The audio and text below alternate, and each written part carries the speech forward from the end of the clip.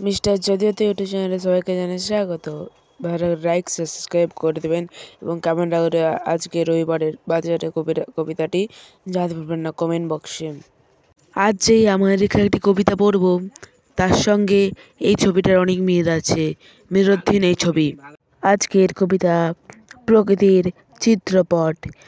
আকাশে খেলা মেঘের রেখা, রং বদলে দিন কাটে একা।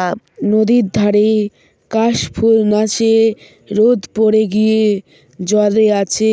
সবুজ পাতায় শিশির ঝরে, মাটির গন্ধ প্রাণে ভরে।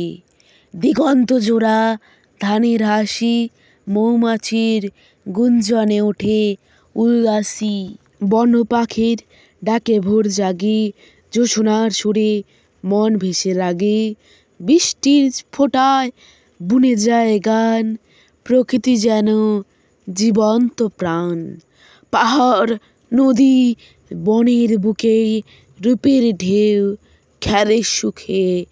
প্রতিটি ঋতু প্রতিটি রঙে লুকিয়ে আছে প্রেম নিঃসঙ্গ ঢঙে। আরেকবার কবিতাটি বলে দিচ্ছি, শুনে না। প্রকৃতির চিত্রপট। আকাশে খেলা মেঘের রেখা, রং বদলে দিন কাটে একা। নদীর ধারে কাশফুল নাচে, রোদ পড়ে গিয়ে জলে আছে। সবুজ পাতায় শিশির ঝরে, মাটির গন্ধ প্রাণে ভরে। দিগন্ত জোড়া ধানের হাসি, মৌমাছির গুঞ্জনে ওঠে উল্লাসী। বন পাখির ডাকে ভোর জাগে, ঝরনার সুরে মন ভেসে লাগে। বৃষ্টির ফোঁটায় বুনে যায় গান, প্রকৃতি যেন জীবন্ত প্রাণ।